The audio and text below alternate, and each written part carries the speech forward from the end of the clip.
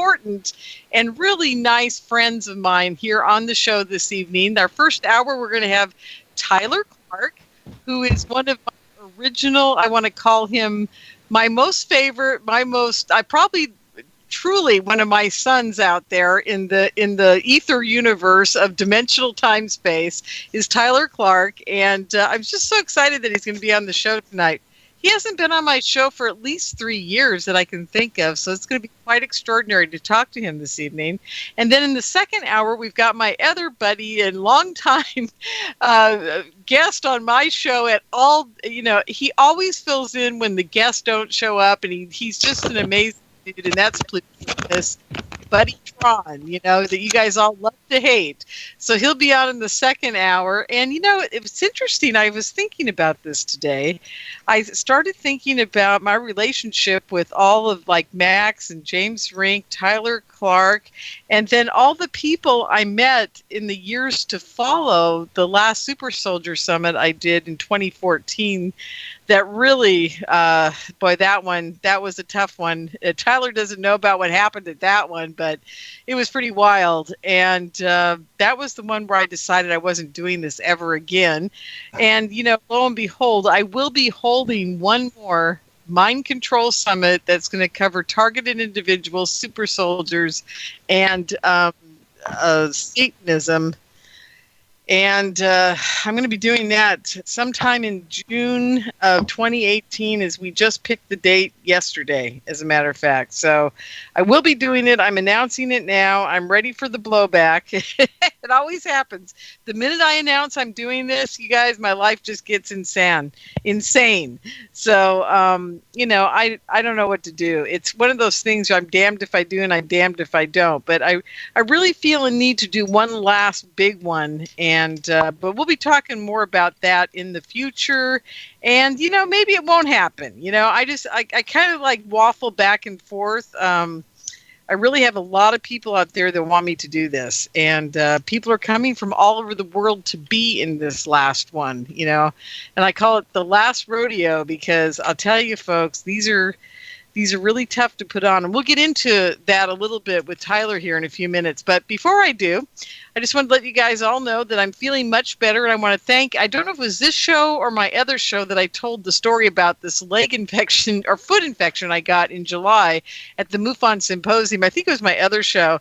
And people were sending me all kinds of well wishes, and they were giving me natural herbal remedies, and I'm doing much better. So, yeah, after rounds and rounds of antibiotics and being in the ER twice and all kinds of crazy things happening with it, I think we finally beat it. So I think we're all doing well. It's the first week I've actually felt pretty good. And, yeah, I've been battling this since that MUFON Symposium, which was, the third weekend of July. So, and it was really bad then. You know, the problem was, folks, that I just didn't go to the ER when I was in Vegas. I just didn't want to go. I was in one of those moods where it was like, do I want to deal with them haranguing me about insurance? You know, it goes on and on. It's like, you know, I've gotten to the point where is it worth all the paperwork, the headache, the hassle afterwards, the trying to get the copay thing to go through, the, you know, all that, or go to the hospital? You know, I'm just like, do I even want to bother? The last time I went to a hospital in another state, it took me 7 months to straighten it out. 7 months. And they kept billing me for stuff I wasn't supposed to have to pay for. And it's like, everything has gotten out of control. I was just telling my good friend Robert Perala the other day, I said, you know, I am done. Every day is like just to pay my bills is a whole day-long operation. It's insane, you know, and I wonder how more, you know, just normal people survive. Of course, they don't have as complicated a life as I do, but still, you know, it's just everything's a big hassle. Takes so much time. You know, I give anything to go back to 1970 when I had 2 checks to write, one for the phone, one for the electric company, and then I'd walk next door and pay my rent in cash to my landlord. Those were the days. Let me tell you. Anyhow, so enough about me and my crazy life. I want to say out there that let's see what's happened. I'm trying to think if anything is coming up. Oh yes, there is something coming up. If you guys are anywhere near Northern California, and you're got nothing to do Halloween weekend, I'm going to be hosting a UFO alien panel that's called UFOs and Aliens, Are They Paranormal? And it's going to be at a big Halloween event. They expect about 10,000 people there. It's Halloween Con or something like that, and it's all around scary movies and famous monsters and that kind of thing. But they wanted a UFO twist to the whole event this year, and they brought me in and a few of my friends, and we're going to do it. It'll be a lot of fun. So if you're into that kind of thing and you're in Northern California or even Southern California, you want to drive up for the weekend, it is a really fun event. Everybody comes in costumes, and it is just, it's wild. It's one of the wildest things I've ever gone to in my entire life. I don't dress up in a costume. I'm like the only person there. Maybe there's 2 other people there that are like me that don't wear a costume, but that's it. I mean, everybody's in costume, including the other people that are speakers at these things. You know, these cons are very different than the old style conferences. So anyhow, it's a lot of fun. So if you can make that, I'll get that up on my website sometime this week. I'm going to be revamping my entire website in the next 2 weeks. So everything, I'll announce it to you guys what I'm doing out there. I am starting a membership site so you guys can listen to my other shows, and I'm doing a lot of things. So anyhow, I'll keep you posted. I promise. So there we are. And don't forget, International UFO Congress is coming up in February. So start planning for it now. I'm going to be there broadcasting live, maybe doing a few other things with them. I don't know. Alejandro and I are just starting to talk about it. But I hope you guys are going to make that one. It's always great. And if you're in Northern California at the end of March next year, or even, Oregon, Washington, Southern California, be sure to get to UFO and Conspiracy Con. I'm putting on a different kind of event this year, so it's going to be great. So anyhow, we're just getting all jacked up and ready for next year. I don't know why it all seems like it's winding down, but it really isn't. There's still more things to come and for the season, but once the holidays happen, these things slow down a bit. So anyhow, okay, Tyler, how are you doing, my friend? I haven't talked to you for so long. Are you okay? What's up? I'm doing good. I'm over here in Boston now. Yeah, go ahead. Say that one more time. Over here in Boston now. Yeah, I know. It's such a big difference for you because, you grew up in Washington State, right? Yeah. Yeah, I mean, I'm from Portland and from Wild West, so. Yeah, and isn't it weird going back there, and the culture's so different than what we grew up in. I every time I'm back east, I feel so out of place. But are you handling it okay? Are you doing all right? No, I've embraced it.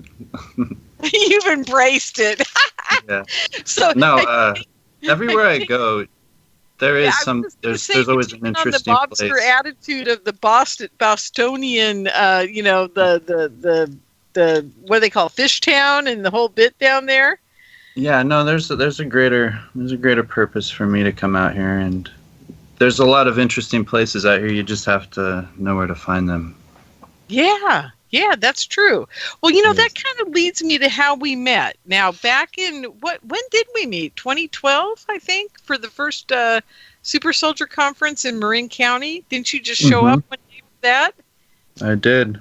You did, and you were wonderful. If it wasn't for Tyler, I got to tell everybody, if it wasn't for Tyler that year, I don't know if I could have made it through it because he really kept me grounded. I don't know if he realized it. Maybe he did, but he was the grounding force of that whole conference.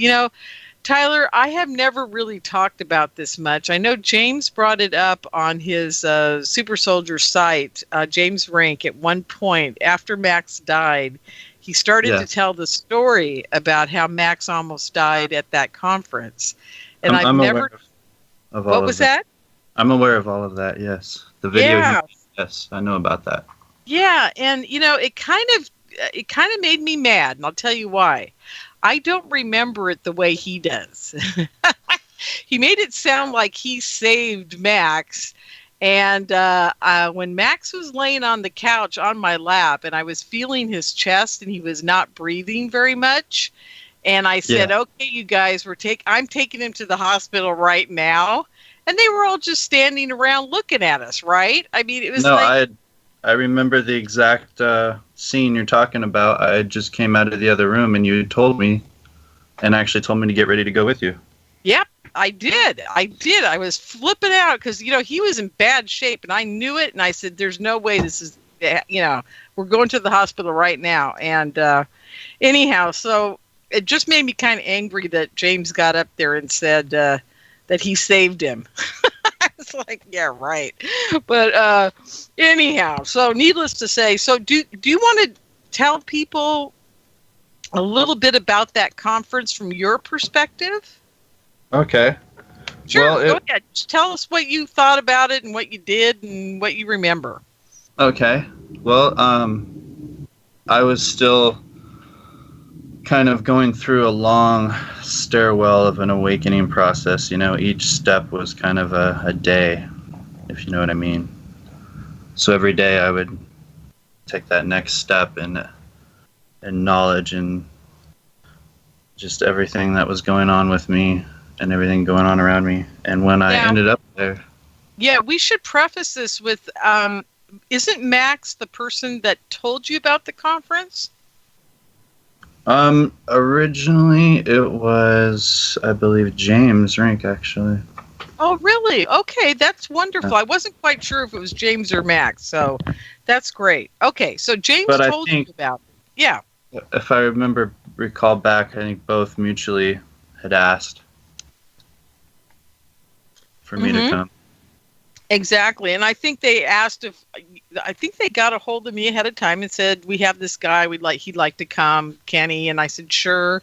I don't remember a whole lot about it, except for that when you were there, I was so grateful you had come. That's all I remember. At the time, I honestly wasn't even sure if I was going to be able to do it. And just at the last minute, everything fell into place. So. Well, you were definitely meant to be there because you were really a great help to me. And the second one, you were a wonderful help to me. And you've just always been there for me. And I really do appreciate that, Tyler, because the problem in this whole group of people, as you know, and you've learned along the way, is no matter what you do, they're always programmed to go against you at some point or another and pretty much stab you in the back. And I get that. And there have been points and times where I've heard rumor and stories from everybody about everybody stabbing me in the back. And I get it. And I get that it happens.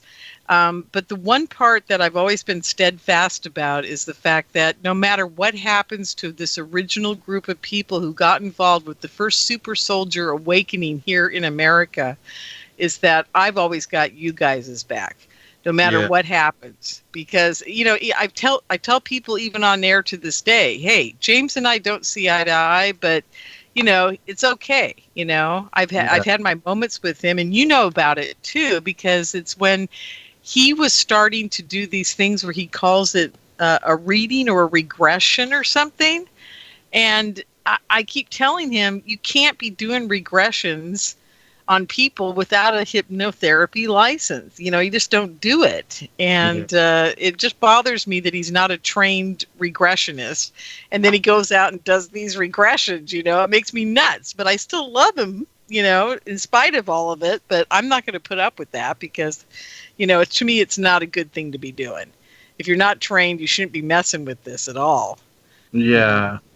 Anyhow, that's my opinion. Yeah, I'm not going to go into that really at the moment. Yeah, you don't have to. I just wanted to make that real clear to people. But you've never done anything weird like that, so so I don't have a problem with anything you've been doing. As a matter of fact, you guys, Tyler's the first guy that I ever met that had amazing recall from, and I hope I can say this, Tyler, from being on ships.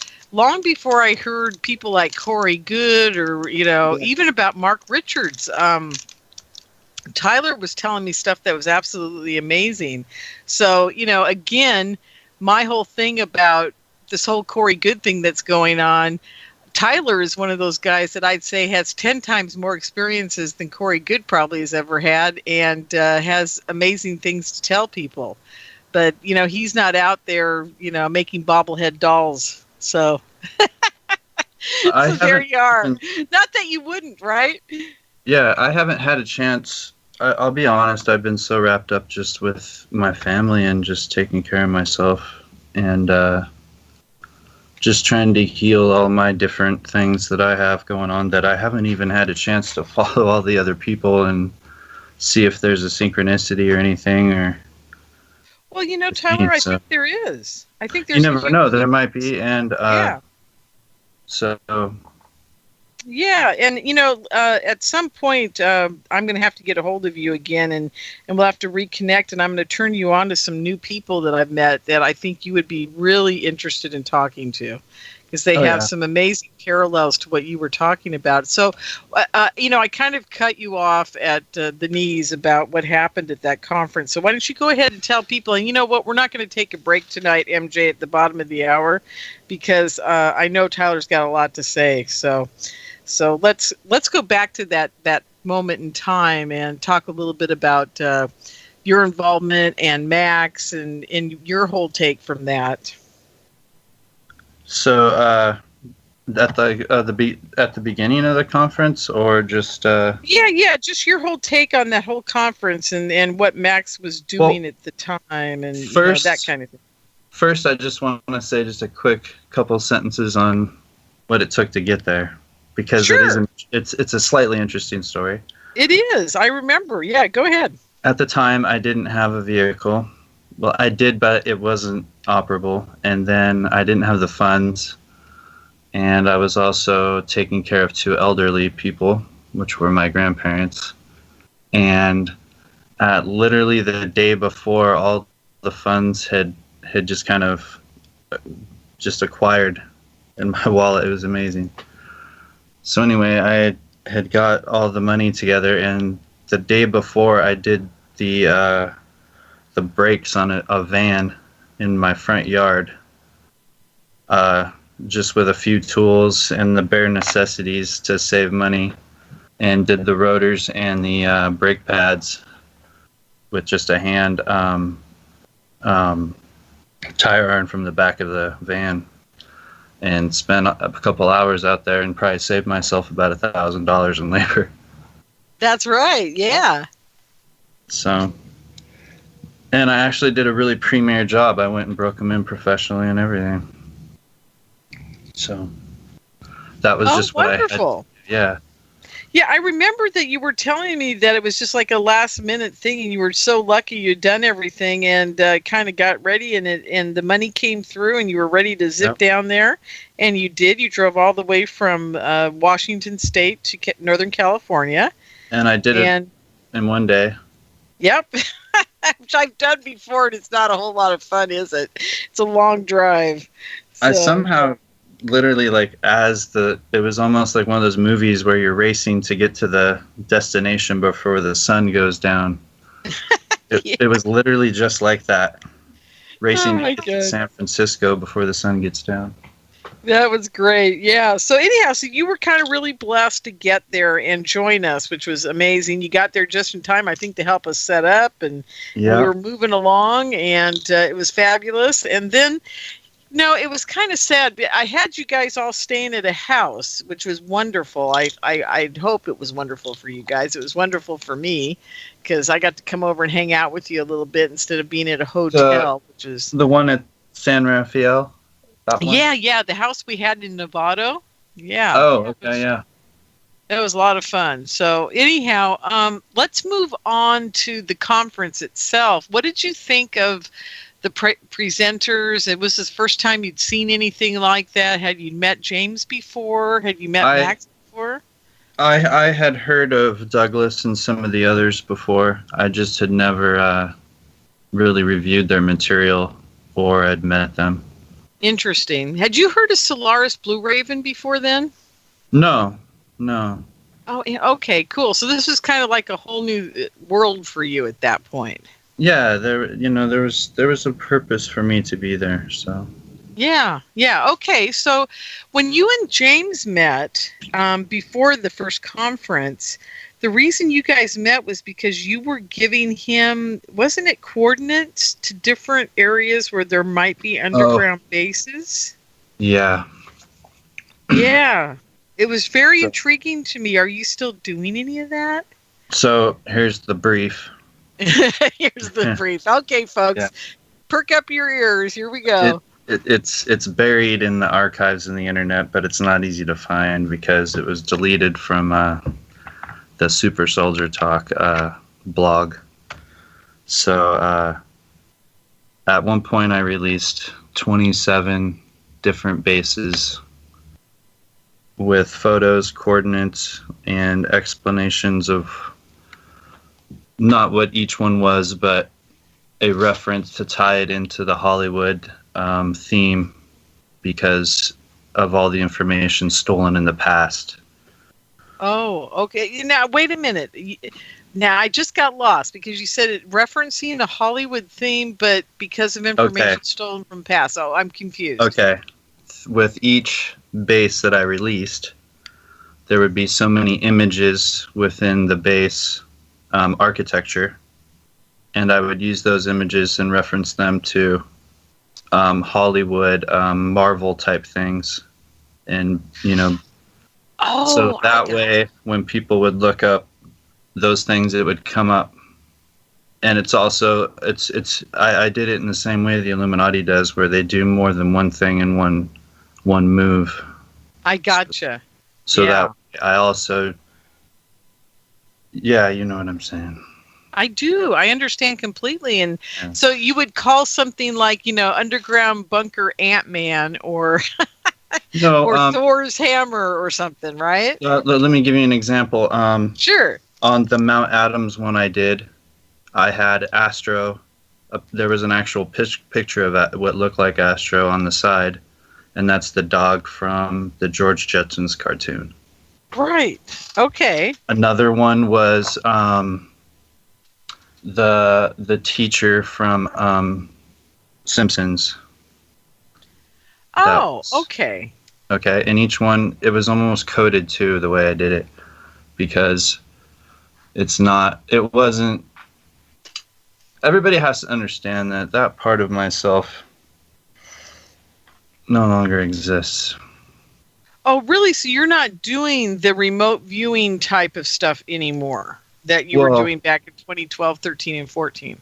I can still do that. It's just that I'm on to other things. It's just there's... Okay, so this is the reason, though, because you were doing some phenomenal work, Tyler, because back in the day...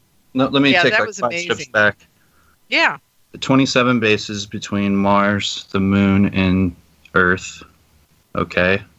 Okay. 4 of them were on Mars. One of them was Cerulli Crater. Another one was I'm trying to think of all the names. It's been so long. Well, now now people are listening to this and they're all rolling their eyes back in their head and they're kind of going, what is all this craziness? And I want you guys to hear something very interesting.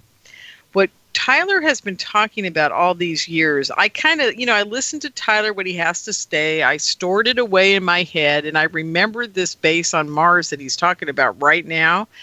And I have run into 2 other experiencer contactee secret space program super soldier dudes. That's all I'm going to call them right now because I don't know what else to call them because, my whole view on how everybody's labeled this really changed over the years too, Tyler. So, but anyhow, I met 2 guys since then that have told me about the same bases you're talking about on Mars, and they used almost the same coordinates and the names of these places. Yeah. So, and they don't know you, and I would never tell you who they are. Yeah. So this is like blowing my mind. When they told me this stuff, I went, "Oh my God, Tyler told me that." Cerulli Crater's a big one. That's definitely a big one. A lot of activity out of that one for sure. Exactly, and that's the one that one of them actually worked in. He worked in that base. So, yeah. So, I mean, these are the stories they're telling me. So I'm like going, okay, so Tyler was onto something really cool back then. For me, though, during all of my Google Earth campaign, which was part of an awakening process where I weaponized a $200 laptop.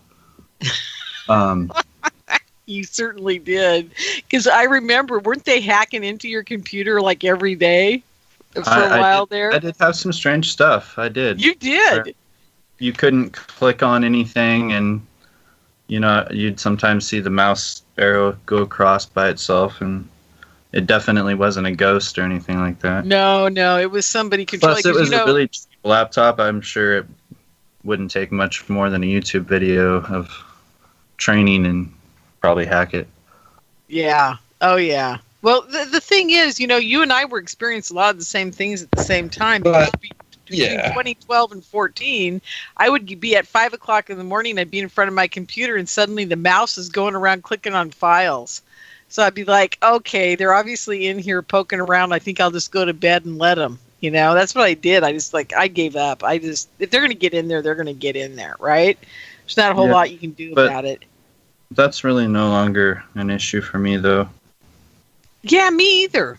So what do you think changed for everybody? I mean, I've talked to a lot of people that they're not being bothered anymore.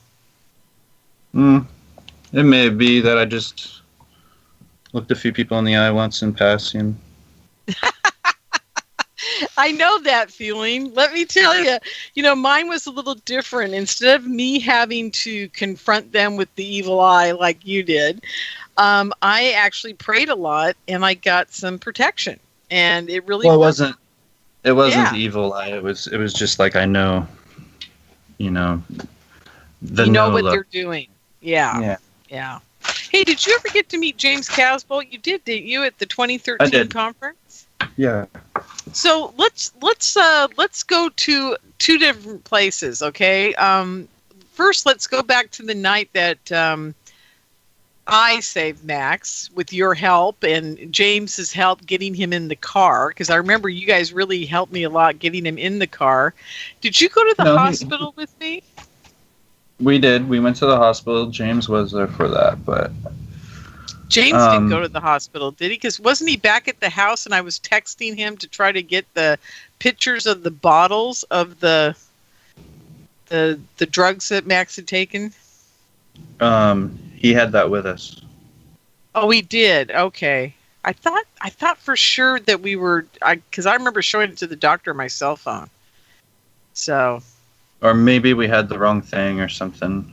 I remember what happened now. But maybe Didn't we send him back to the house to take pictures and email them to us? I think that's what happened at the time because we didn't know. And then he went back to the house. Yeah, because you had to stay there for like an hour or 2 hours. Oh, I was there till 4 o'clock in the morning. Or whatever it was. Yeah, it was ugly. That's all I remember. I fell asleep after a while or something. Yeah, so I think you guys went back to the house, if I remember correctly, and I just stayed with him. But, what people don't get is Max had a lot of things going on in his life, and he wasn't... if everybody doesn't know who I'm talking about, just look up Max Spears on the internet, and you'll find out everything you need to know. I'm not going to go into it all. I'm tired of going into it all. But Max was the first... I met James Rink and Max Spears... Max Spears the first weekend that I got into all of this stuff and all the super soldier stuff. And so James and Max were like my first two, and then Tyler was the third child in the process, and then it just grew from there. And then Casbolt came along for the next year's event. So let's talk about 2013's Super Soldier Conference instead of 12. The 12 we now know that Max overdosed, and I took him to the hospital with your help and James's help at first. Yes. And we got him there. We saved his life. We got him back going again, and he is now dead from something that happened to him in Poland. Do you have any idea what might have happened to Max in Poland at the time of his death? Well, I spoke to him about maybe 4 or 5 days prior. Oh, you did? Oh, God, yeah. I'm so glad you did. How was he doing? He actually was giving me just some health food advice, if you really want to know. That's good. I mean, he was pretty into that. He had his act together on it. I'm a little concerned about some of the people that were around him at the time of his death, and I think he was too. He was trying. He had actually asked me on Facebook if just for some clues on what type of words that could be used to just to mess with him, Like altered stuff, trigger words and things. Exactly. Yeah. Because see, I have a feeling, and nothing against a lot of people. I'm not even going to say names. I'm just going to say this, folks. I think there were some players out there that were meant to take him down because they weren't helping him. When he, in my opinion, Tyler, and this is just my opinion, I think he broke down and I think he was doing drugs again. But instead of somebody there, and the reason I brought this all up about 2012 when we all took him to the hospital and saved his life in 2012, there was nobody there in 2017 to save him this time. They all just let him die. And it was almost ritualistic the way they let it happen. I don't really feel that was the case on this. You don't? Goodbye, summer. Hello, new fall fashion. This is a great time to shop Macy's Backstage. I know, prices are so low you never need a coupon. They have all the hottest looks for the new season. For men, women, kids. Plus shoes, accessories, handbags. Pet gear, toys, home decor. All our favorite brands, great designers. We always find something. Best of all, new fall finds arrive every week. We'll miss you, summer. But fall looks awesome. Macy's Backstage savings for everyday life. Visit Macy'sBackstage.com for a location near you. Okay, so what do you think happened? He had actually told me on the phone that he had started writing a book. He had a website going. Yeah. That he had planned to try to fix things with Sarah. Right. Or at least try to. And he had a bunch of positive goals going on, at least it seemed on the phone, and he felt that there was a few people that were interfering with that process, right, some way. Right. And it was more on a personal, social matter, I think, because of the way he was asking me for advice on just different words, and I was trying to think of a way to, put words out there, but not trigger someone. Exactly. Well, it's just, I don't know, something's rotten in Denmark with this whole death. It makes sense to me, though, that he might have gotten a hold of, a batch of drugs and maybe OD'd. But even if he did OD, it was obvious to them. I mean, during that interview the day before, wasn't it the day before he did that interview where he was passing out? Are you aware that he had actually had a professional certified Reiki healer and another healer heal him? No. Just shortly before. Oh, well, if they had done that. He'd actually been reaching out to multiple people for support, like healing and all kinds of stuff. Well, but I mean, he was networking with more people than I think everybody was aware of. Well, I'm sure he was, because I know he was involved with a gentleman I'm not going to mention that we all know about, Montauk guy, and just a whole bunch of people, and I get that. But if you're telling me he had somebody working on him, Tyler, that scares me, because that means the people that were working on him may have not been really working on him. They may have been killing him. No. No, you don't think so? The stuff that I'm talking about is this is an actual person with like a business. Okay. And do you think they were helping him? Yes, I do.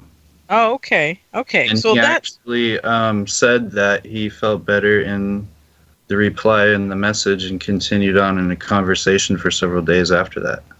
Oh, okay. Well, so that's good. So what do you think it was, though? If it wasn't a drug overdose, which it kind of, and only from my perspective, having dealt with him for so long, for so many years, and knowing him as well as I did up until Sarah, basically got together with him, and the two of them were together. And I was even in their life up for a year after that. So, but knowing him as well as I did, when I heard him slurring and falling asleep during that interview, it just pulled at my heartstrings that he had gotten back on some downers or some drugs or something. And I just was very concerned that might have been his demise. But at the same time, if you were listening to a guy on a radio show and he's having that going on, Tyler, you know what I'd do if he was on my show and I was sitting right next to him? I would stop the show and I'd be taking him to the emergency room, because that's the kind of person I am. What is wrong with the dude who was letting him sit there and slur and fall asleep, and God knows what's wrong with him, and letting it go on? I was absolutely appalled that guy wasn't arrested for not helping him. We have a multitude of factors we have to keep in mind as well. Well, and what are those, in your opinion? There's multiple intelligence agencies. Yeah, that's true. That are definitely keeping an eye on everything. Do you think that maybe he was being targeted with, electronic warfare and that's what was causing the slurring and the sleepiness and the... It could very well have been there. That's what I was trying to allude to, because I've been hit with things that can impair you temporarily. Exactly. Me too. And I have another thing. When he had spoken to me, he didn't say it, but I had almost wondered if maybe someone had possibly been slipping something in his, drinks or food. Well, that was another thought. Opinion. Yeah, that was another thought I had. I thought, well, if he didn't do it to himself, maybe they were doing it to him. And you have to think of all variables. Yeah. And it's an ugly scene over there, especially for the crew that's in charge over there. Well, that's in their turf, so. Yeah, absolutely. And what bothers me about the European faction of this whole game that we've all gotten ourselves into at some level in the what I call the conscious super soldier secret space program community is that you don't know who's playing on whose side ever, because in a lot of cases these guys are all programmed with 16 personalities. Let's go talk about Duncan for a minute, Duncan O'Finian. I love the dude, and he's been after me and bad-mouthing me since day one when he decided... Lorien. Yeah, go ahead. I just had a thought. Another thing, too, is some subject content, too, can trigger a person to just not be responsive and not give you any straight answers and pretty much put up a wall. Well, that's true. Yeah, especially if you're programmed as much as Max was. He was one of the elite SS under the UK wing, and also connected to the US SS side too as well. So it's a big connection. It's a huge connection, and it also goes back to his connection with James Casbolt, because as you and I both know, the next thing I wanted to talk about was 2013 in Henderson, because I owe you an apology, Tyler, because I did not believe that we were all taken that night. And I was absolutely adamant that I was going to go on air, and I did for 4 to 5 months after that event, and I poo-pooed that whole thing. I absolutely was telling people that it did not happen, that people were having a mass hallucination and blah, blah, blah. But I'll tell you what happened, and I don't know if I've ever mentioned this on air before, but Melinda Leslie called me in September. Now, this was May that we had the conference, and then you and I went up to Rachel with Ken, and then you went on to wherever you went to, and we went back home afterwards. But that was it Sunday night that we were taken, and you were part of it, weren't you? Weren't you part of the group that was taken? Yes. Yeah, I thought so. Well, anyhow, Melinda calls me in September and says, Lorien, I'm having PTSD from us being taken at that conference. And I'm like, well, it didn't happen, Melinda, but I'll listen to your story because she's a friend, right? So I'm listening to this whole story. And then Tyler, at one point, she says, and the guy was wearing, and I had a complete flashback in the moment of this perpetrator coming into my room, and he's leaning over me and telling me to get out of bed, and I'm feeling something brushing up against my nose and my chin. I want to say it was dog tags, but I don't think so. I think it was a necklace or something. And I told her exactly what he was wearing. And I told her who it was. And I think you know who it was. And then she told me that was exactly what he was wearing, because she was reading her notes from the next day after it happened. So at that point, Tyler, I realized that something happened to us all at that conference. But I still was in denial, but it at least was starting to sink in that it was a possibility. So I'm at the point now where I'm in acceptance. I'm not sure I'm accepting all the way, but I am in acceptance that it happened. And there's a couple other things that she told me that made it really clear to me that it probably did happen. And then in 2014, which you weren't there for, she told Misha Johnston and Joanne Richards and Niara Isley and a whole bunch of people who was there being taken, and they didn't believe it either, but they went and got regressed to find out if it was true or not, and they all came out of their regressions knowing that it absolutely happened. So, they've been trying to convince me since then that it really did happen. But anyhow, so I owe you an apology. I owe Aaron Hicks an apology. I owe everybody an apology for how I treated you guys the first month after this, because everybody was calling me saying, "Oh, it happened. It happened." I'm like, "No way. Never happened. You're going to go on air and deny it." Yeah. I was totally like, oh, God, I was so nasty to you guys. I felt so bad later. But anyhow, so do you remember anything about that night? I do. You do? Would you mind sharing? I mean, we're at the point now where everybody else has shared. You might as well share too. And I'll tell you something.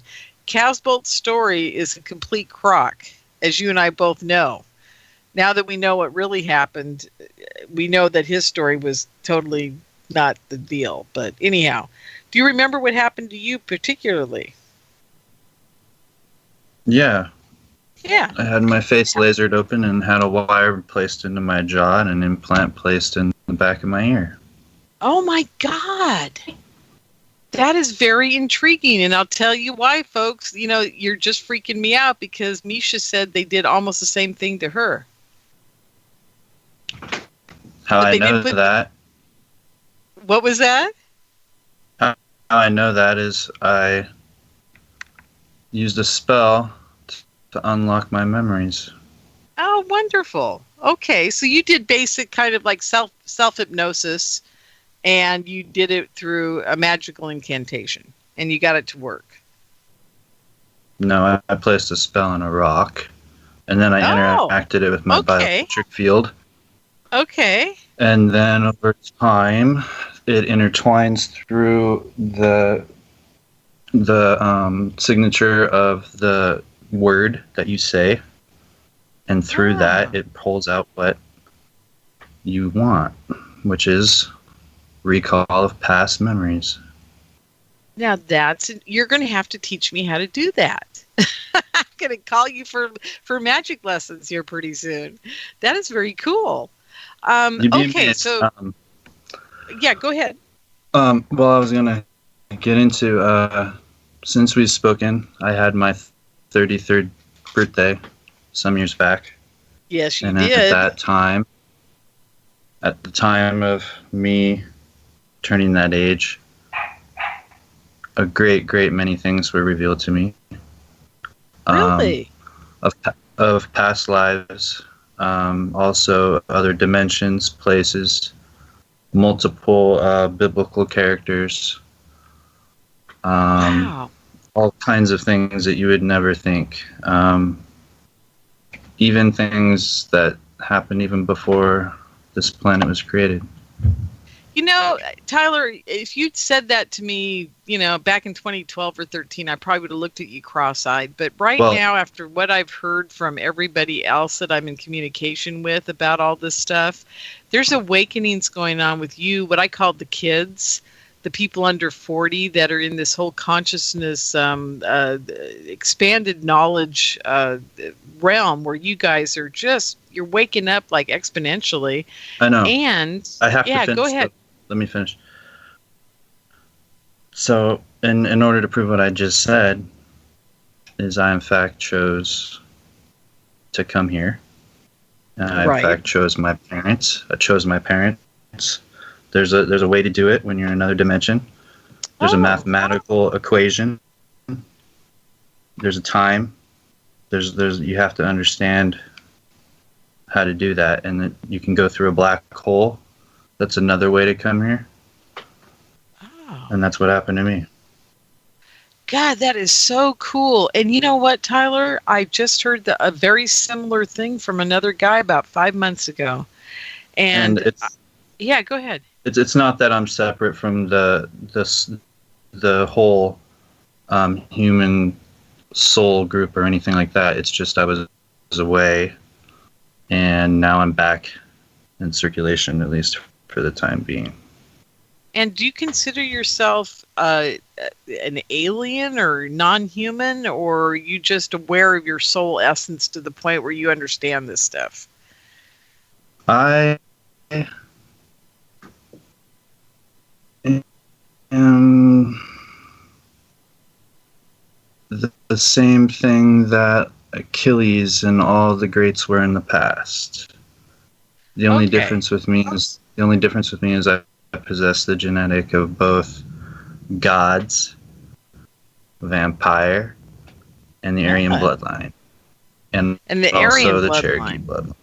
And Cherokee, okay. So now I have all these different bloodlines intermixed within me, and then also if you take the Collins bloodline relation, that has a definite Illuminati connection, you get the perfect candidate for the God projects in the MK Ultra industry.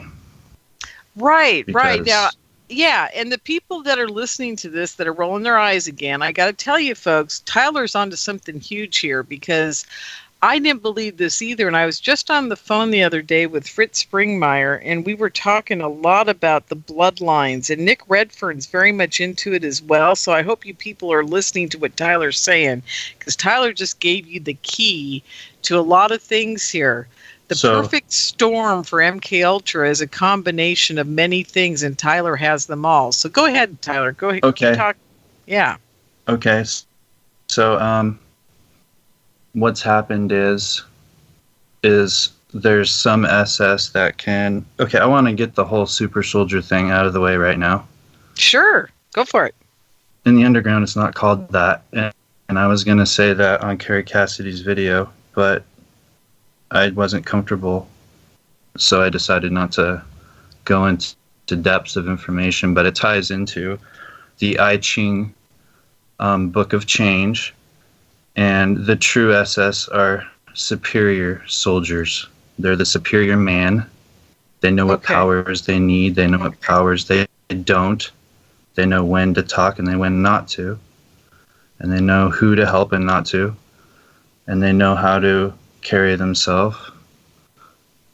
And that's what that is related to. It's the superior man. A superior man. Okay. That's the true... Yeah, because SS. That's the true super soldier, the SS, because it came out of World War II, the MK Ultra program, through the Nazi prison camps and Joseph Mengele and that whole group, right? Yeah. Now, so some of them can, and when you get into the projects where, so let's just use the IBIS project as a quick example. Okay.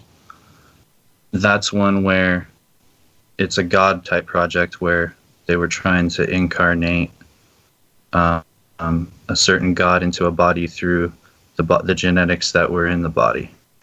Okay. So some SS can possess themselves with one God, but then there's one SS that can do any one of them that they want.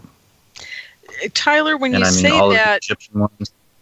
Yeah, I was just going to say we need to talk a little bit about Egypt, DNA, and a lot of things that were happening at that time, because you're also talking about Satanism being, or Luciferianism or whatever, because they breed into these children or people that they want to have these certain genetics. And when you call it the God genetics, what do you specifically mean? Do you mean a certain type of DNA from alien races?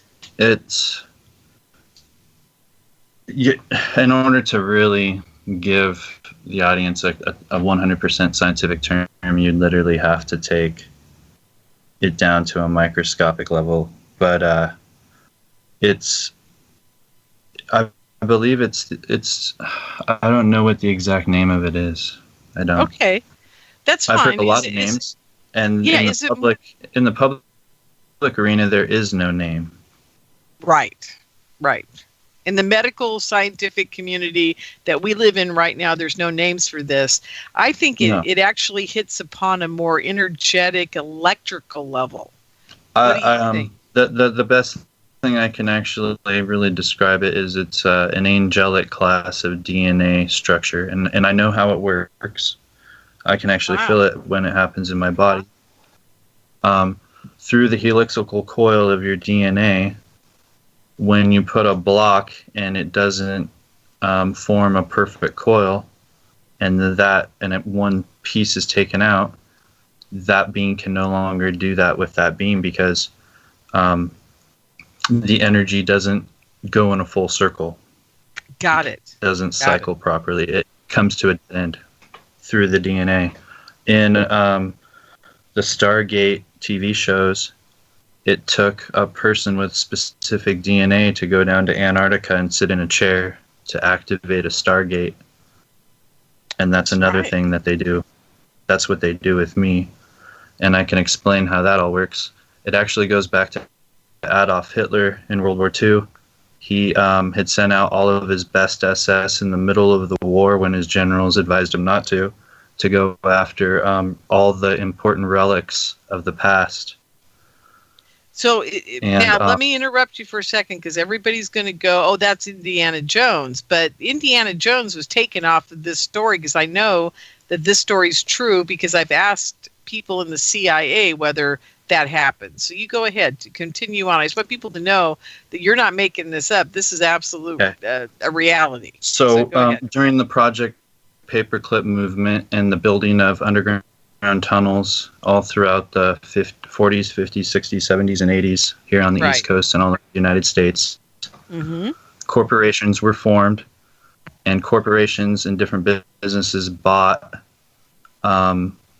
which were important military sites that contained Stargates and other important, let's just say, sites. I don't know what all the technologies would be, but they use these corporations which were owned by secret society members.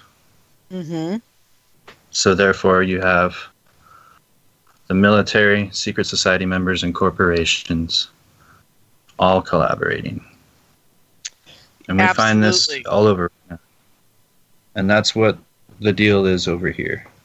And that's what the Queen came over here for from England, to send all those troops here, was to, in fact, secure the site that I'm on every day. Because the Crown, the royal family, knew that one of the other Stargates was over here, and they wanted it, and they lost their foothold, and that's what part of that war was about. There's many things about that war, but that's one thing that was part of that. Okay, what war are you talking about? I'm sorry, I'm confused. 1776. Oh, that war. Okay. Just like, revolutionary. Which war are we talking about? Okay. Back in that time. And you know what's even weirder about this, Tyler?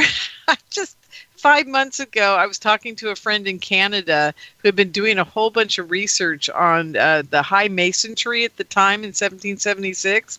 And there are many references to a Stargate or a star portal that they were, or they call it a God portal or something, that this person's going to write a book about these Masons. And I'm like, well, what is this star portal, this God portal? What are you talking about? He goes, from what I can tell, it seems to me that there must have been some kind of portal to another dimension here in America. And he goes, I can't figure out where because I'm not finding anything, but I'm barely finding it. But it is referencing coming up about every 2 or 3 volumes of whatever he's getting his hands on, he's finding reference to this. And they were supposedly protecting it. Is this correct? Do you know anything about the Masons and the portal? Masons?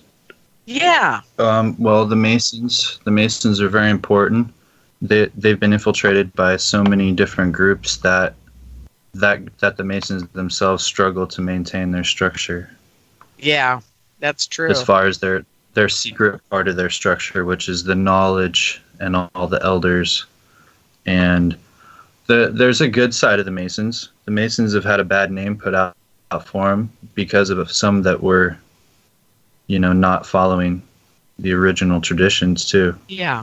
I grew up in a Masonic family, and I'm considered a 7th generation Mason, but I'm not a Mason.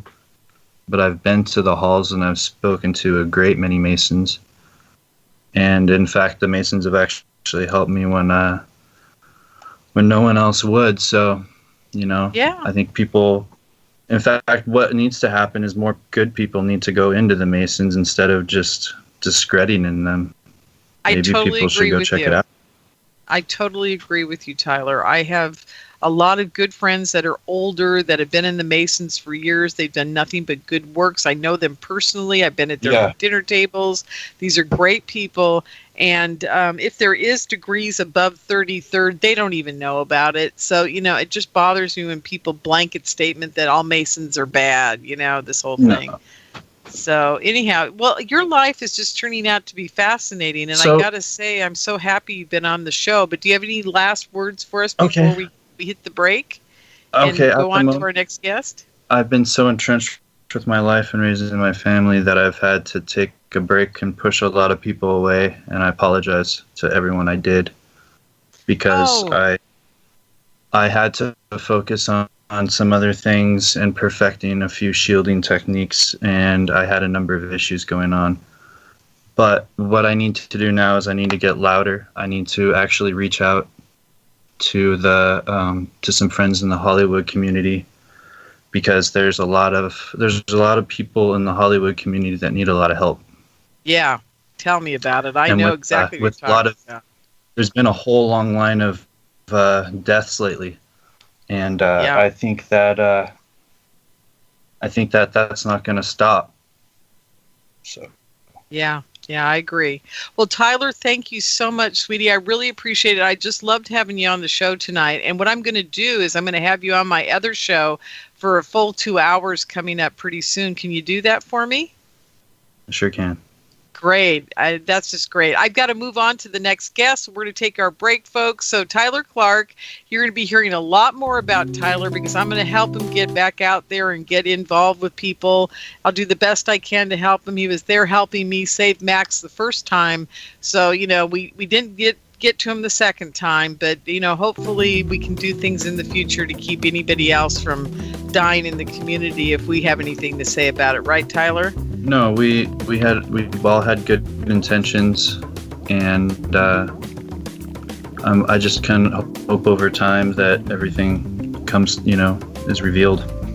Yeah, me too. Absolutely. Okay, sweetheart, I'll talk to you really soon. Have a great night. And folks, we're going to take our break, and then we'll get over to Plutronus, and let's just see if he's there and he's getting ready. Okay, folks, we'll be right back. Welcome back, everyone, to the California MUFON Radio Show. I'm your host, Lorien Fenton. And you know what, guys? I think Plutronus forgot to come. I think he forgot about the show tonight. Oh, well, I'm going to go on without him. And I just, Robert Stanley may be joining us. Can you join us live on air right now? Let's see what he says. Let's see what he has to say. I just started, I instead of butt dialing, I'm Skype dialing. I'm kind of going around asking my friends that I see that are awake and, around on Skype. Oh, cool. He said yes, MJ. So let me get you his profile name. I haven't talked to Robert for some time. So let me get that for you. Hello. There we are. Did Inception Radio Network call? MJ, did you call Robert? MJ, are you still there? So I want to make sure I'm still on it, that I didn't answer Robert. What's happening? Sorry, guys. I know. Oh, adding him now. Okay, God, I'm looking in the wrong thing. So, okay, Robert. Hey, it's so good to talk to you. My guest forgot about the show tonight. That figures. Oh God, it's so crazy. He's not. Oh, here you guys. Andy Bashago says no. I'm appearing on Midnight in the Desert in 24 Misery with Heather Wade. Okay, I gotta say thanks to Andy. I got Robert Stanley, so we're good. Hey, Robert, I'm so glad to talk to you. Hey, Lorien. Yeah, it's been a while. Hope you're doing well. It has. Yeah, I just thought I did it. I was just telling everybody I'm doing the comparative of butt dialing, but in Skype. God. I'm just looking around going, what time is it there, by the way? I was going, do I even bother? It's noon. Oh, it's noon. Okay, so you're awake. You've had a cup of coffee. You're good to go. Yeah, I'm up at 5:30 these days to help take care of my elderly dog. Oh, how's he doing? Well, he's 16 and a half, but he's doing pretty well. He just has... Hi, you've reached the High Fashion Hotline. Hi, spiced apple cider is back, and so are the fall trends. My family needs new clothes to spice up our fall wardrobe. Spice up their style with new jeans from Old Navy. Old Navy? Yep, right now, all jeans from Distress to Stretch are on sale from $15 for adults, $10 for kids. Plus, get up to 50% off store-wide. All jeans on sale and up to 50% off store-wide? That's right. All your family's favorite jeans are on sale now at Old Navy and OldNavy.com. We can fall for that. High Fashion, Old Navy. Valid 9/14 and 9/20. Excludes in-store clearance. To take 2 kinds of medication now for his heart and lungs, but he's doing okay. Oh, that's wonderful. Now, is it okay if we tell people where you're living? Whoa. Yes. I'm in Hong Kong. Just as soon as you said that, the neighbors started drilling upstairs. Oh, dear. Yeah, it's all right. Yes, I'm in Hong Kong. Oh, okay. Wonderful. See, folks, I have friends. They're all over the place. I got another friend in South Korea and another guy that I was calling in Canada. And I thought, boy, I wonder what time it is for everybody. I really shouldn't be doing this. But, hey, I'm so glad you're here. And I just had Tyler Clark on, and he was talking about super soldiers and mind control and my super soldier conferences that we were at together. And do you know about Max Spears' death? Did you ever follow that? Do you know about what happened? Yeah, I mean, I haven't heard anything new about it. At least it hasn't been announced publicly. I mean, it was a huge deal when it happened. Right. Well, Tyler and I told for the first time, I think, on air ever about the fact that in 2012, when I put on the very first Super Soldier Conference, Max got a hold of a mass quantity of drugs. He it's a long story, but all I can tell you is that there's been a lot of stories out there about how James Rink saved him at the Super Soldier Conference. And the reality was, I had gone to the house that evening. It was a one-day conference. My first one was only one day on a Saturday, and this was Saturday night after the conference was over. And I went to the house. I put them all up in a big mansion, and it had a swimming pool, the whole bit. I mean, this place was amazing. It was on Airbnb of all places, and I got a great deal on it. I couldn't believe it. It slept 14 people. Anyhow, long story short, I get to the house, and we're all going to, have dinner or a nightcap or something together. And Max comes into the room, and he is just a mess. He's slurring and wobbly, and he sits on the couch, and then he lays his head down in my lap, and I'm kind of stroking his hair and talking to him. And then I realized he's really out of it. I thought he was just a little drunk or something was wrong with him, right? And he's, telling me I love you, and he's like really out of it. I'm thinking, how much did he drink, And so I put my hand on his chest, and Robert, I realized he was only breathing like every 30 seconds. I mean, it was like so shallow and so infrequent that I was surprised he was alive. And I was like, oh my God, he's taken something. So I called for Tyler, who was just on the show tonight, and I said, we're going to the hospital. We're going right now. And they helped me get him to the car because he was being combative and didn't want to go, and he could barely walk at that point. And I got him in the car, took him to the hospital, and he passed out in the car. And then they helped the ER people help me get him into the ER. And it got even weirder after that. And here's something I didn't talk about when Tyler was on the air, but you might be interested in hearing this. As I'm in the hospital with him, and we go through this whole thing, and the doctors they were thinking about throwing him in jail. I mean, or, rehab, or I don't know what they were going to do to him, but they were talking about admitting him to a rehab place, and I think maybe even prison for stealing the pills. I don't know how that came up in the conversation. Long story short, talked him out of everything, and I'm stuck at the hospital with him until he can actually urinate. Because he had taken so many of these pills that, he took Vicodin. That's what it was. He took so many Vicodin that they were worried he had poisoned his kidneys or his liver, and he wasn't going to live. And they weren't as worried about the drugs in it, the hydrocodone, as they were the Tylenol, apparently. So I had to stay there until he could, do that thing by himself and get his kidneys working, because they thought they were shutting down. Anyhow, so I'm stuck at the hospital with him, Robert, and I'm sitting there and I'm half asleep. And at one point, I kept looking up to see how he was doing every 10 minutes or so as I was kind of sleeping. And at one point, I looked up. It was about 4 o'clock in the morning, and I glanced over. He was on my left side. I was sitting in a chair by the emergency bed.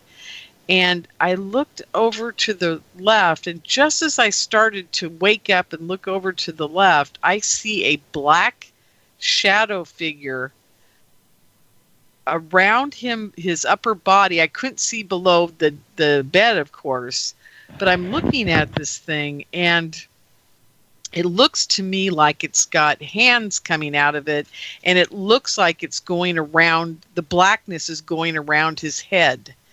And I kind of jumped. I startled when I saw this, and it dissipated. It was gone. So I thought I was just, dreaming. I didn't think too much of it. But later, I talked to another woman who's very much a big player in the community, and she had said that at some point, she had one of these shadow figures trying to choke her out in her bed while she was sleeping.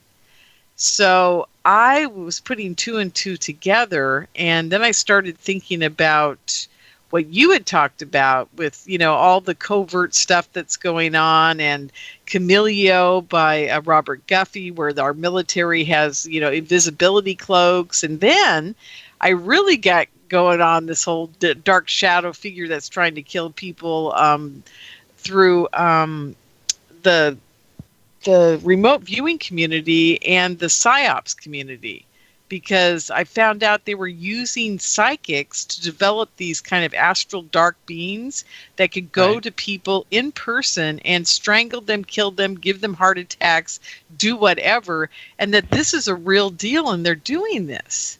Yeah, in Tibet, the monks do this, or they're known to have done this whenever they feel that they need to protect themselves, and they create an energy being or a thought form like that called a tulpa, Tulpa. Right. Exactly. So my question, and the reason I'm bringing this all up to you is, besides knowing about this, have you ever experienced anything like this? I know you saw a shadow kind of bug or something the very first time you were kind of awakening. You said you saw these little creatures. Were they kind of like that? Do you think they're other dimensional? What do you think they are? Yeah. Well, you can see pictures of something similar on my website in the article section. Just scroll down to meet our covert controllers. the archons, and there's photographs there taken with infrared. So, some of the photos are from NASA, taken in space, and they look like amoeba.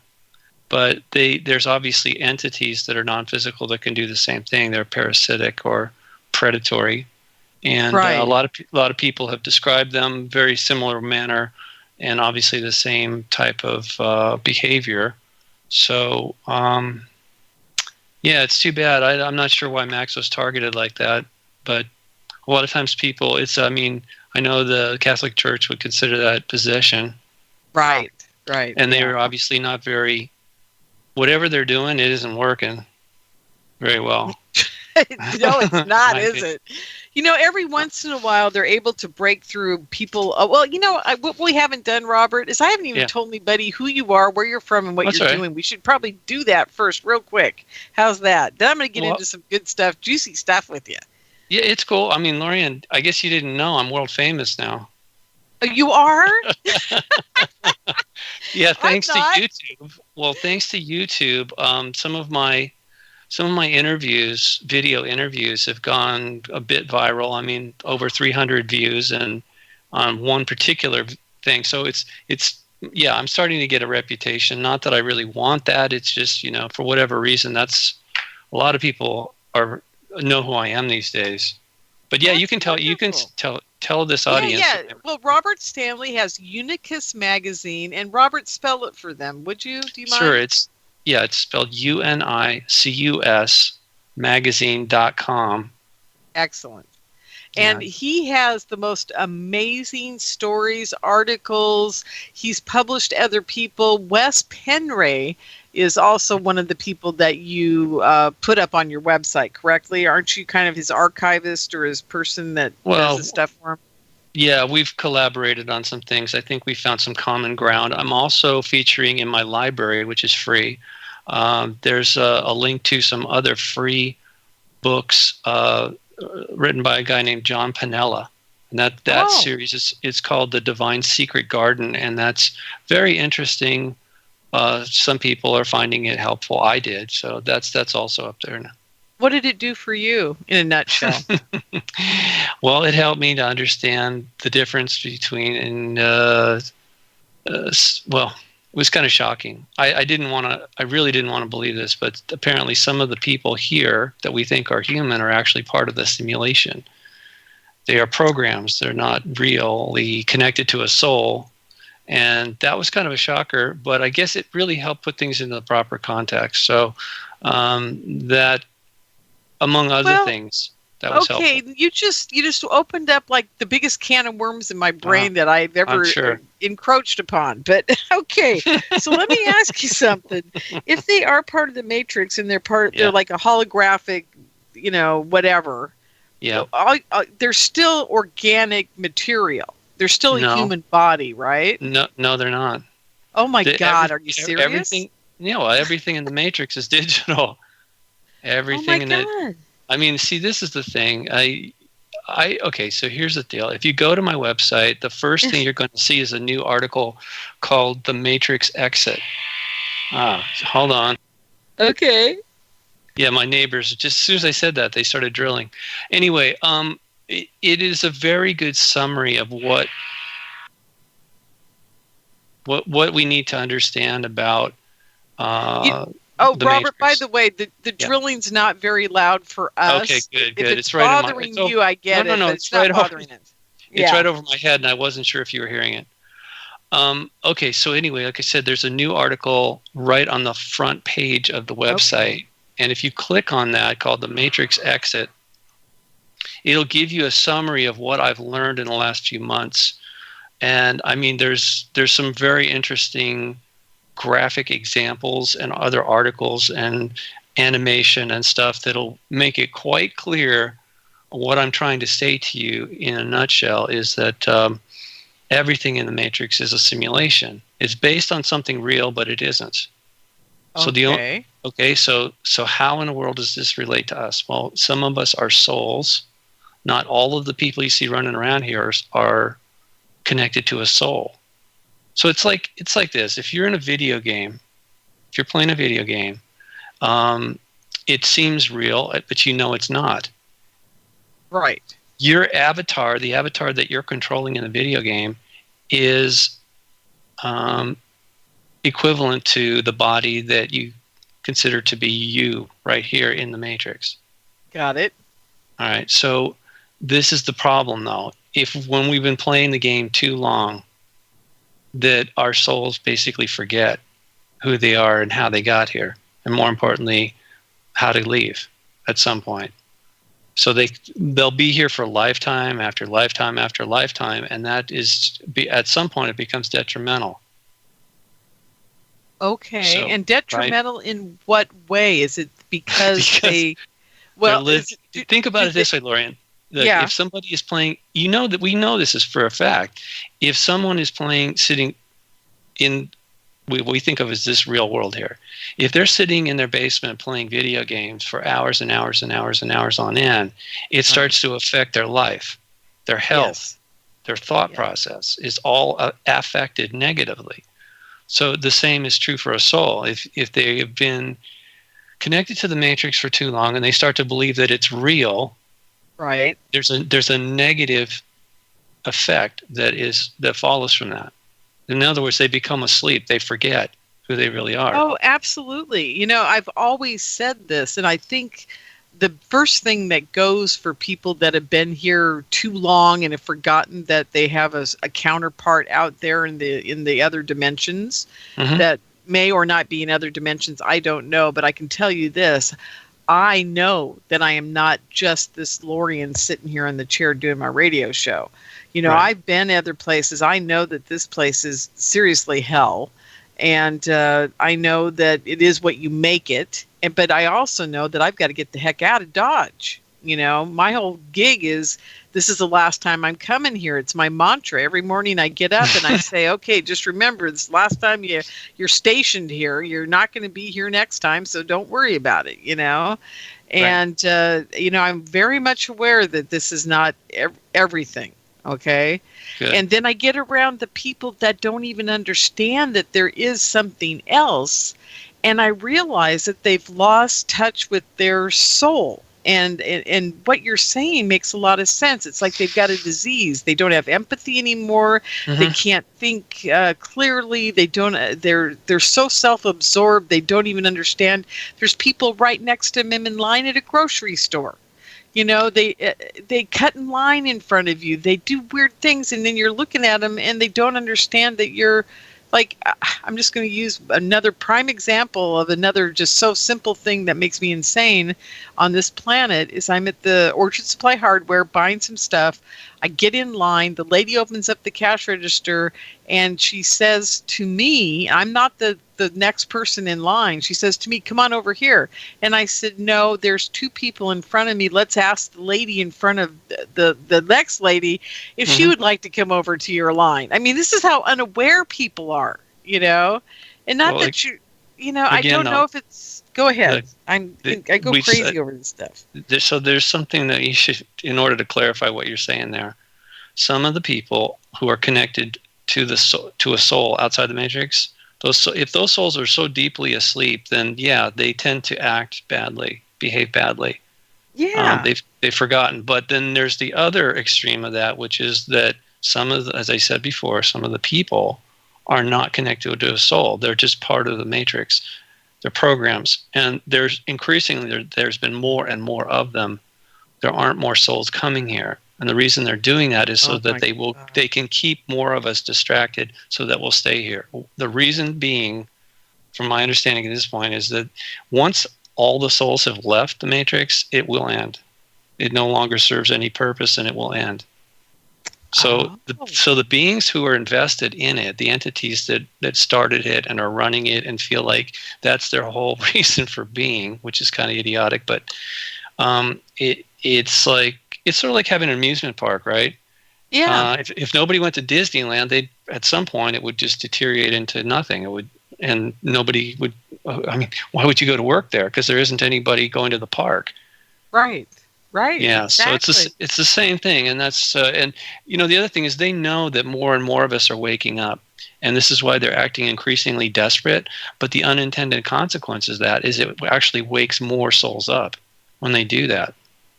True. You know, I was not forced. I woke up early. I mean, this next go round, a lot of people are, you know, in the next 2 years are going to wake up and leave. But I mean, the encounters that I had starting in September of 1985 in Malibu really woke me up. I didn't really have a choice about it. I mean, I kind of wanted to go back to sleep. Part of me really did. Yeah. But there was certain factors that lined up in a way that I didn't have the luxury of doing that. I couldn't go back. I couldn't hit the snooze alarm. So, then I had to deal with the implications of being awake. And exactly. that's how I got to this point in my research. And I'm pretty much done. I mean, I've answered all the questions that I was, seeking. You know, and that's why tonight when I typed to you, because I got that information from you the other day, which I haven't had a chance to read yet. I've been dying to get to it. Okay. But I saw that you were active on Skype, and I thought, you know what? Robert told me he doesn't want to do any more stuff, but maybe he'll come on the show for an hour. We could just gab like we do on the telephone, you know? Yeah. Thank you. Yeah.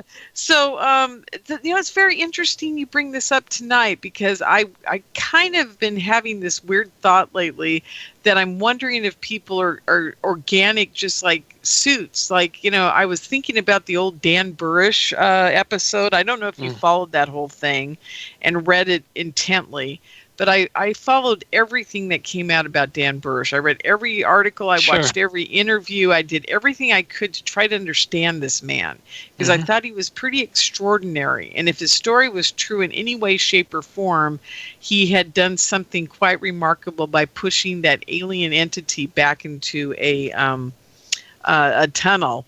And MJ, I can skip the break. You're so sweet. Thank you. Oh, that's so nice. I'm not helping the economy tonight here at Inception Radio Network, but I'm going to skip the break if it's okay with you, Robert, and so we can talk longer. Sure. So, that's cool. So anyhow, what I was saying, what was I saying? I was talking about Dan Burrish. Dan Burrish, and he pushed that alien back through the portal back to his world. Okay. And the one thing he did say, though, that I thought was extraordinary and that no one really picked up on and thought anything about was the fact that he said there were some evil entities that came into our world and they would take over and animate dead human bodies. And I thought that was really weird. But he was adamant about this. And he said it many times. He was not joking. He told about the day he and his girlfriend were at their house and this dead animated thing came and went after her. And talk about gruesome and horrible. But I got to thinking, it's got to be true. You know why? Why would you make up something like that when you already got enough trouble with people believing your alien story, right? Sure. Yeah, I know. He's an interesting character. I did interview him one time. But, here's the thing. The Matrix is set up in such a manner that it's challenging us. It is designed to confuse and control us. That's true. The main thing here is it's all about good and evil mixing. So in that regard, truth is mixed with lies. And so it's very difficult to discern which is which. And also because things are taken out of context. See, this is the thing. I no longer believe the Matrix is real. So that's the first step of preparation for me to leave. There's no way that they can distract me any further and keep me here unless I want to stay. See, that was the thing about the movie that was very instructive. It was about the power of belief. Right. So but I thought once we were aware that the Matrix is real, and folks, I got to tell you something, man. As far as I'm concerned, it is a Matrix. The day I saw that movie, the very first one, I went home. I think I told you this story, didn't I, Robert? What happened to me? It was extraordinary. Can't remember. Oh, I got to tell everybody because I don't know if I've ever talked. See, I forget what I tell on the air, and I forget what I tell my friends, and I forget everything. So I'll just get it out tonight. Okay. I saw the movie. I came home. I pulled into my driveway parking lot space in front of my little cottage at the time. And suddenly, as I'm reaching for the door handle to open it to go into the house, the whole thing pixelated. My vision went completely pixelated so that all I was seeing was little squares everywhere. Wow. Just like you do when you're working in Photoshop. Yeah, I understand. And it was just like The Matrix because there were several scenes where it pixelated on everybody. Yeah. And I was like, oh my God. And I literally, it would not stop. I kept blinking my eyes. I kept doing all this stuff. And it was just, it wouldn't go away. And I was so disoriented. I was getting a little nauseous too, because it was like looking at, through some kind of weird prism thing at all these little squares. And I couldn't really see, and it was dark. And so, I crawled. I literally got out of the car, got on the ground on my hands and knees, and crawled up the boardwalk. I was living on a boardwalk. I had to walk out this boardwalk to my cottage out in the marsh.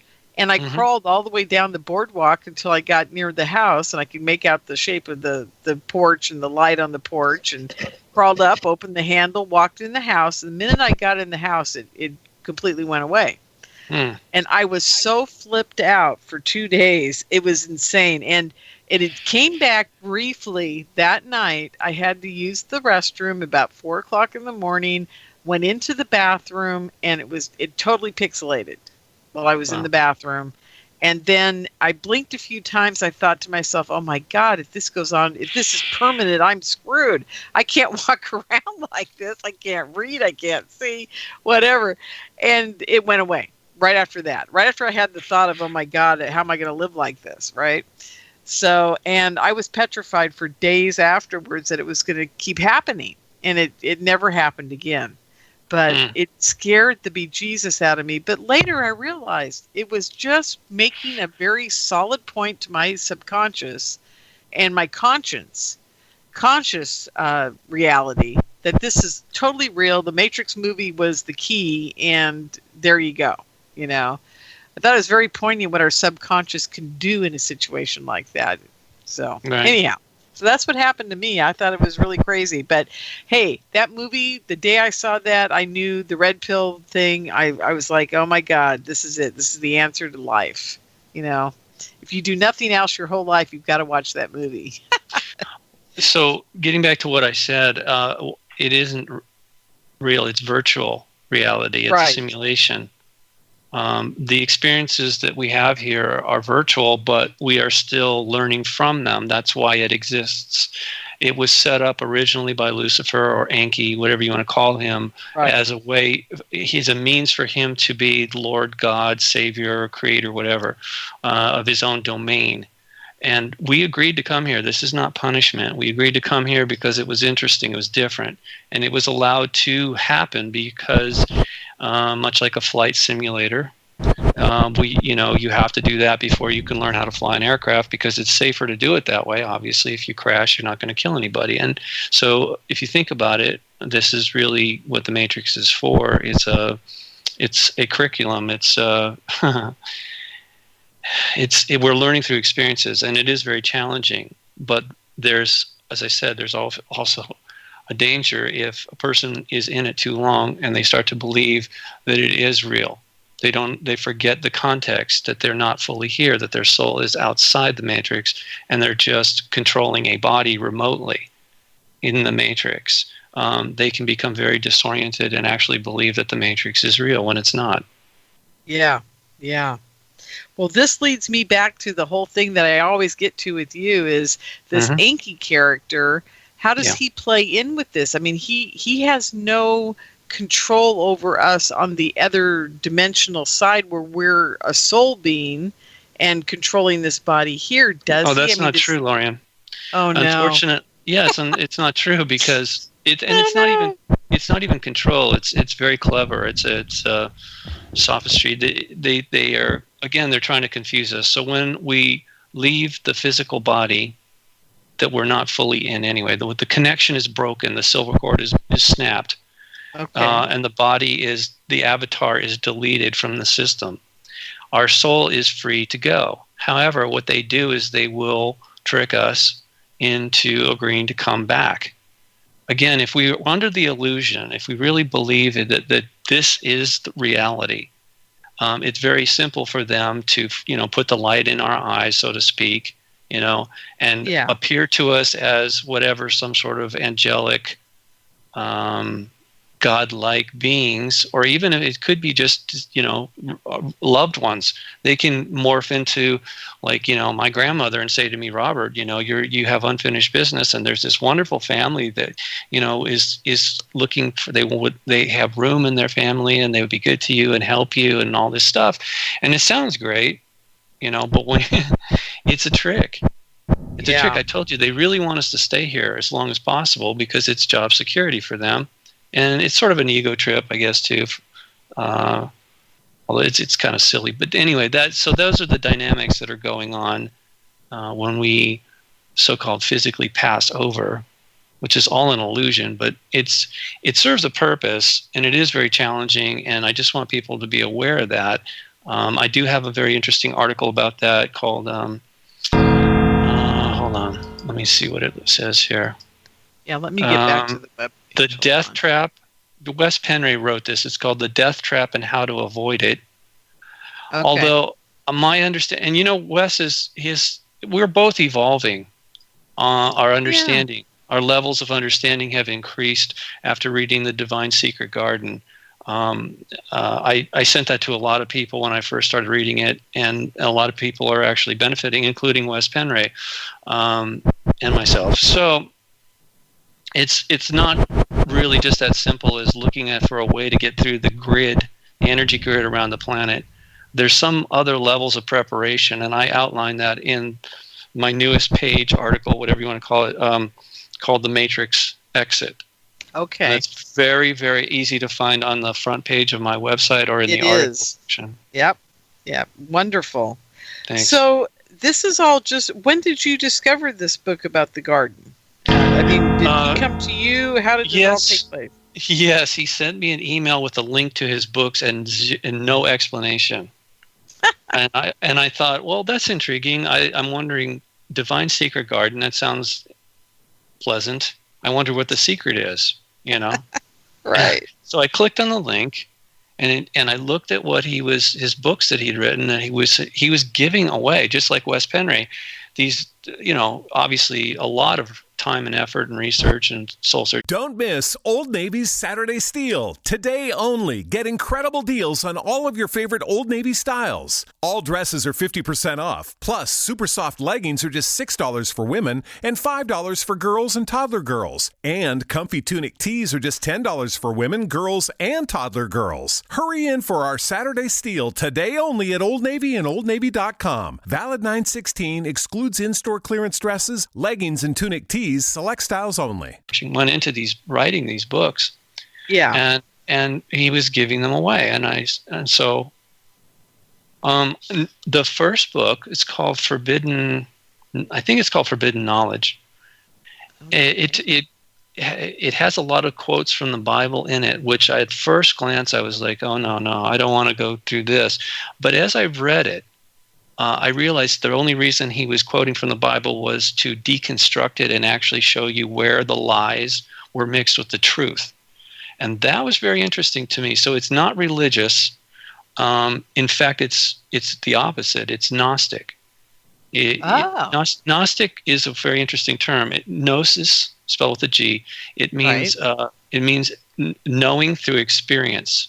So really what these teachings are is a lesson plan for a soul to continue their growth through experience here, and more importantly, to prepare to leave the matrix and return home and reunite with their soul family.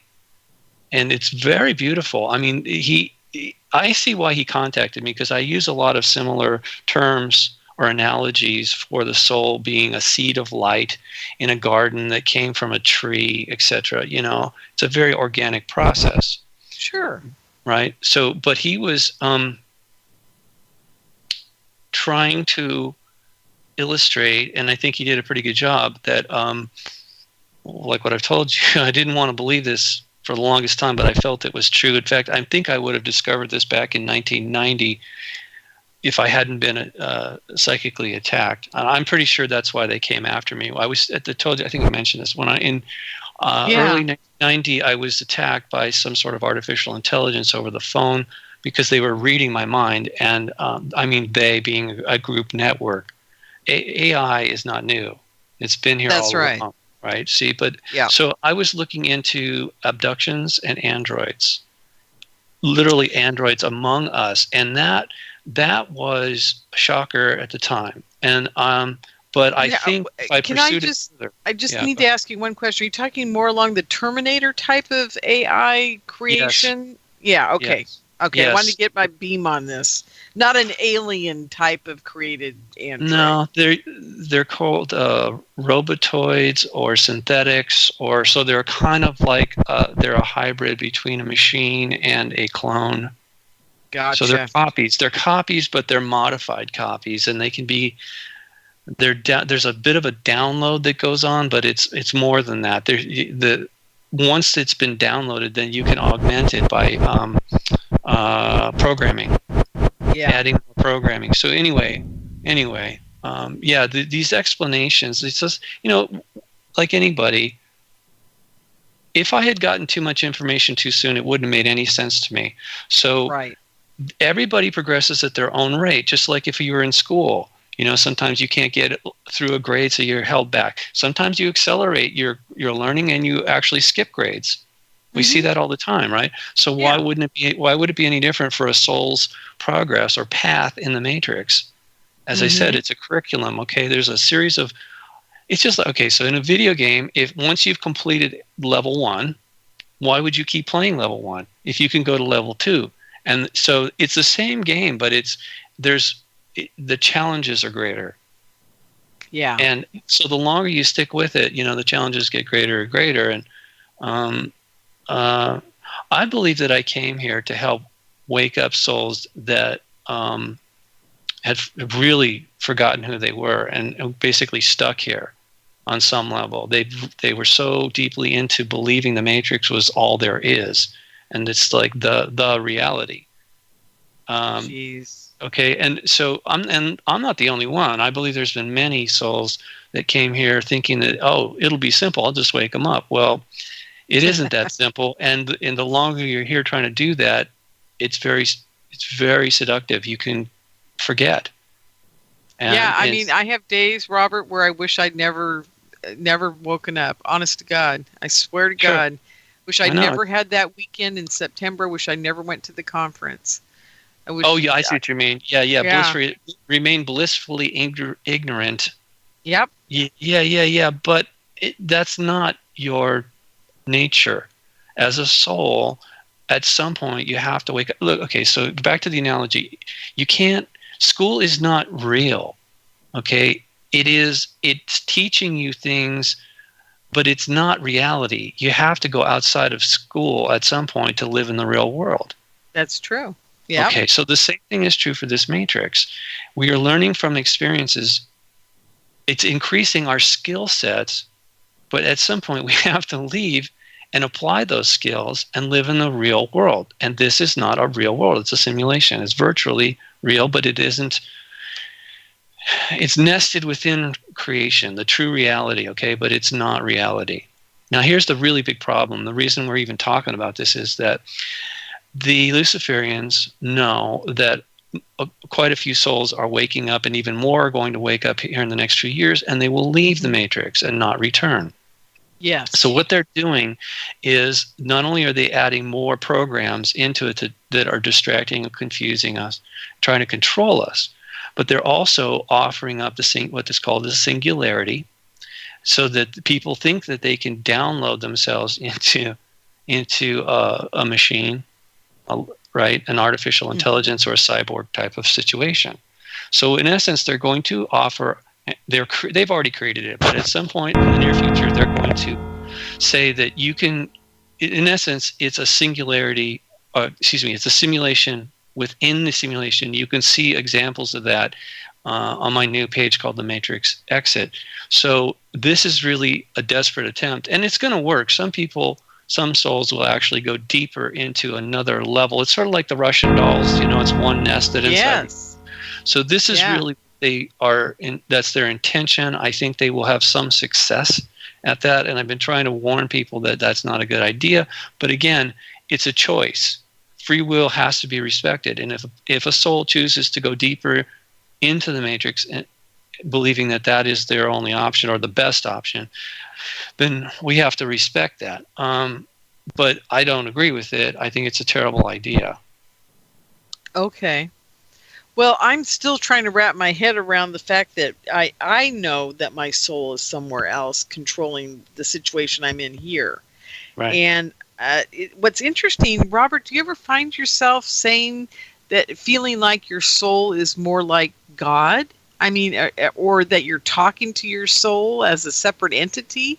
I mean, I'm starting to wonder if I'm not like getting crazy, having all these different personalities running around at me. I'm like going, wait a minute, but just because my soul is out there controlling me here now, and here's another kicker I threw into the mix on this one the other day. I'm thinking, I wonder how many different dimensions my soul is actually controlling different versions of myself. Good point. It's right, because it is existing on multiple dimensions at the same time. Exactly. So here's what's interesting about the work of John Pennella in the Divine Secret Garden. He says that the parent God creator that has both mother, father aspects to it, it can fragment itself, and this is where our spirit comes from. So the spirit separates, much like a seed coming off a tree.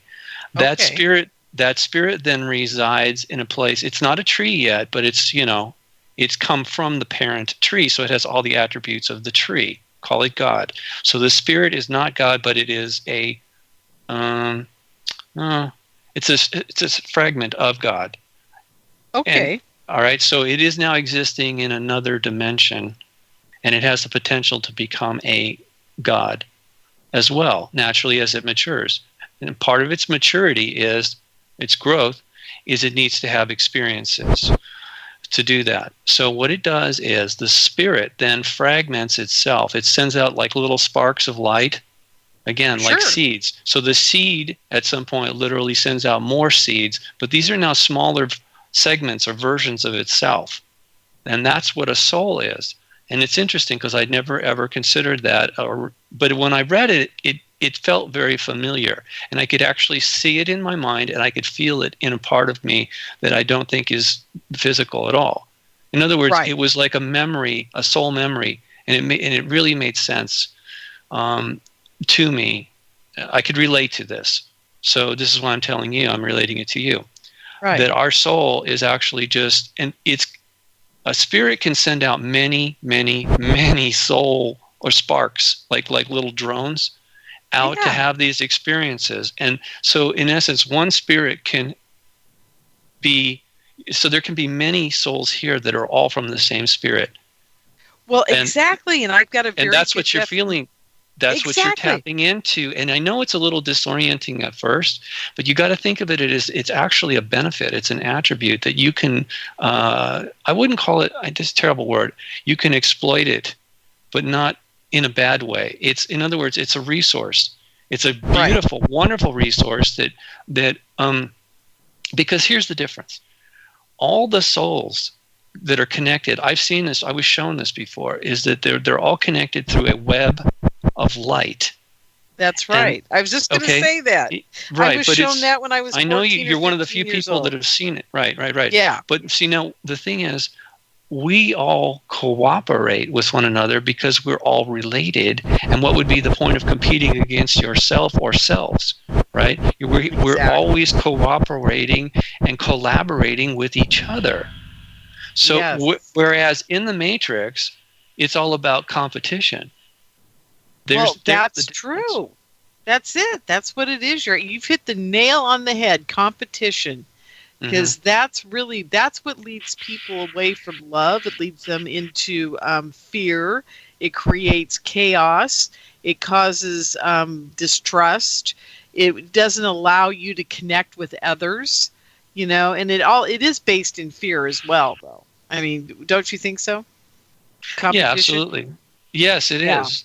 But it's, again, this is what part of the dynamic of good and evil. Yep. Those two things are diametrically opposed, and yet they are they're both active in the matrix. In fact, it wouldn't be interesting if it wasn't that way. Again, if you were at an amusement park and you get on a roller coaster, you know before you get on there, it's probably not going to kill you. I mean, it could, but it probably won't. But when you feel what you feel when you're on there is like, oh shoot, this is scary, right? I could die up here flying around like this. But afterwards you go, wow, I'm still here. That was interesting, and now your body's all ramped up and you're feeling actually kind of good about it. It's why we're here. I told you, we're here to experience these things virtually because it's safer to do so. And they don't want this type of behavior or thought process ever to exist in the higher dimensions. Now, in other words, they don't want creativity, or just like Neo says in the whole thing, they don't want choice. No. They don't want us to have that ability to be creative. They don't want us to be use love as an impetus to get somewhere. They want us to use fear and hatred.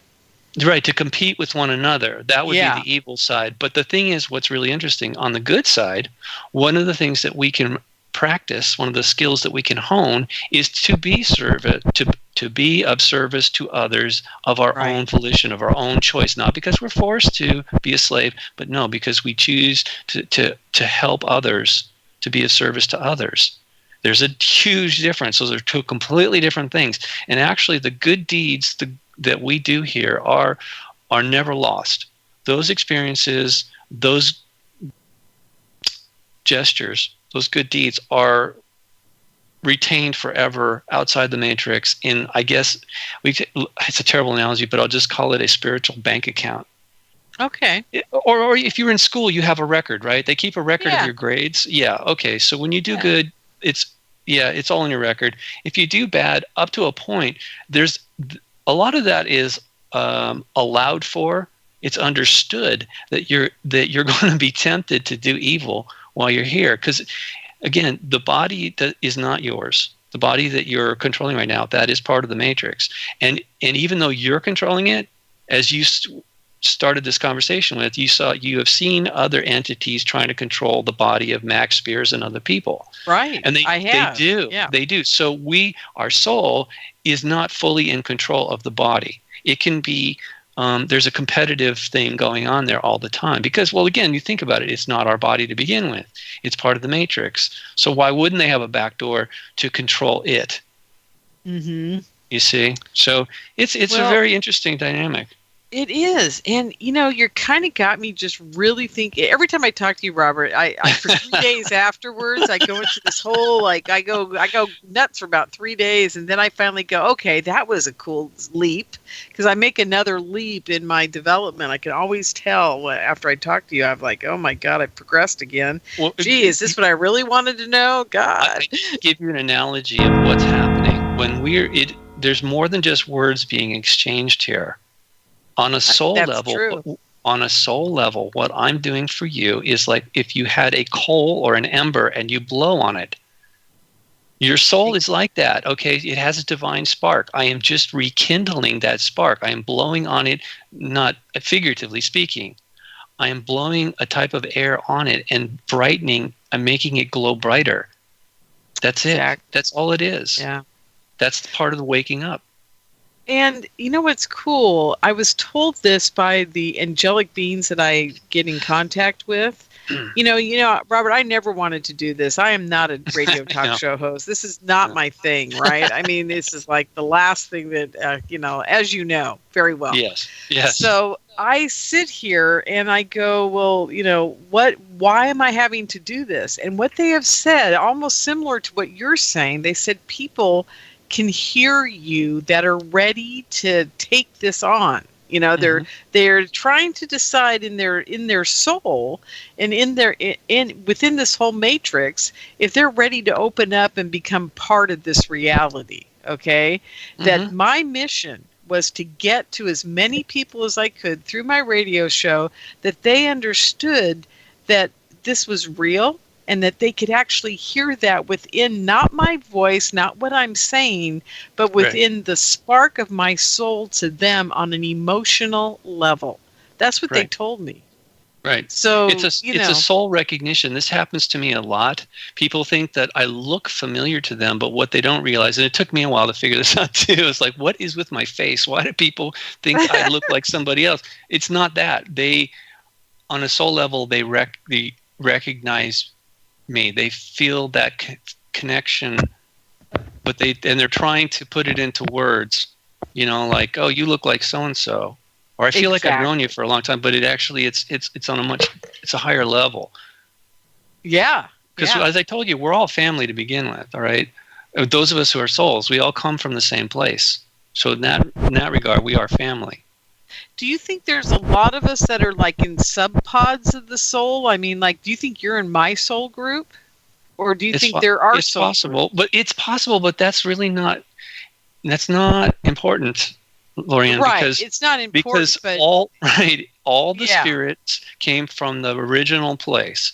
All the souls came from the spirits, and they're all connected to the same family. So you can fragment it as many times as you want, but at some point, all the souls return back to their original spirit. All the spirits are connected back to the original parent, which that tree of life. And that is let me explain that in a second. That tree has borne many seeds. You know, when a tree goes to seed, it isn't just one tree. Right. It's thousands of seeds, right? This is kind of just the best analogy I could come up with, but we're really talking about infinite number of spirits that are being born from that original God creator tree. Yeah. Now the tree is important because in the Bible it talks about the tree of life. Yes. And the opposite of that is the tree of good and evil. So the matrix is